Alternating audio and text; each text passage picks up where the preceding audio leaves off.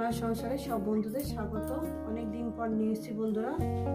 আজকে রান্না করব কাতলা মাছের মাথা দিয়ে পুঁই শাক ভাজা। তার জন্য এখানে পুঁই শাকটাকে ভালো করে ধুয়ে নিয়েছি। এখানে কাঁচা লঙ্কা রসুন থেতো করে নিয়েছি এখানে 3টে শুকনো লঙ্কা, আর আছে কাতলা মাছের মাথা।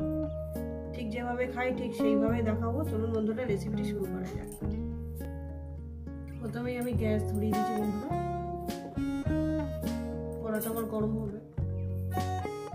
কড়াটা গরম হয়ে গেছে, দিয়ে দেবো তেল। পরিমাণ মতন তেলটা দেবো। তেলটা আমি দিয়ে দিয়েছি। দিয়ে দেবো, তেলটা গরম হয়ে গেছে। 3টে শুকনো লঙ্কা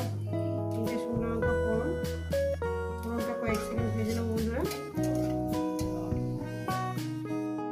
দিয়ে দেবো এখানে রসুন আর কাঁচা লঙ্কাটা। এখনো হাতটা অনেকটা সুস্থ হয়নি বন্ধুরা।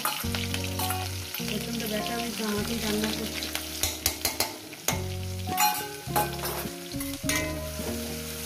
হাতে নাচতে রান্না করতে ভীষণই অসুবিধা,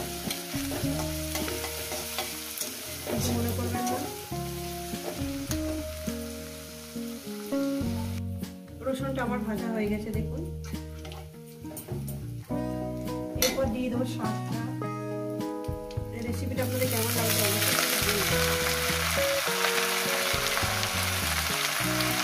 হাত না করতে না।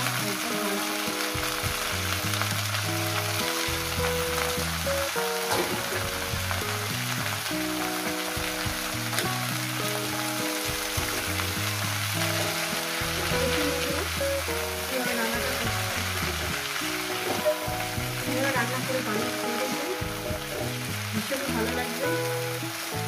দিয়ে দেবো লবণ। লবণটা দিয়ে দিলাম। মাছের মাথাটা আমি দিয়ে দিলাম।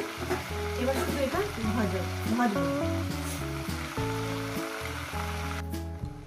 ভাজার মধ্যে একটু হলুদ দিয়ে দেবো বন্ধুরা।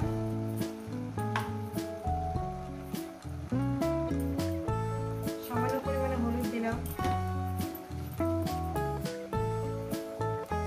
রেসিপিটা আপনাদের কেমন লাগছে অবশ্যই কিন্তু বলবেন। আমি অনেক কষ্ট করে রান্না করে দেখাচ্ছি বন্ধুরা। যেহেতু আমার জানা তাঁতেই পাচ্ছি না, সুন্দর ব্যথা।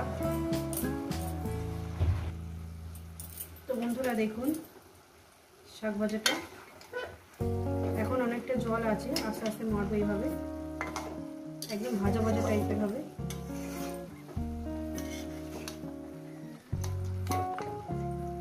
রেসিপিটা আপনাদের কেমন লাগছে অবশ্যই কিন্তু বলবেন। ভালো লাগলে একটা লাইক করে দেবেন, শেয়ার করে দেবেন।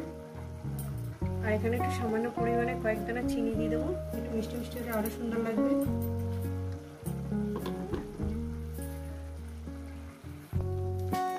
বন্ধুরা দেখুন শাক ভাজাটা আমার হয়ে গেছে। একটু ভাজা বেশ সুন্দর করে ভাজা করে নিয়েছি। এই রেসিপিটা আমি নামিয়ে দেখাচ্ছি। এই রেসিপি যদি আপনাদের ভালো লেগে থাকে অবশ্যই কিন্তু কমেন্ট করে জানাবেন। রেসিপিটাকে লাইক করবেন, শেয়ার করবেন। আর নতুন রেসিপি দেখতে বা চ্যানেলটা ভালো লেগে গেলে সাবস্ক্রাইব করে দেবেন। আমার নতুন কোনো রেসিপির সঙ্গে দেখা হচ্ছে। সবাইকে বলবো সুস্থ থাকবেন, ভালো থাকবেন, আর আমার নিত্য নতুন ভিডিও দেখবেন।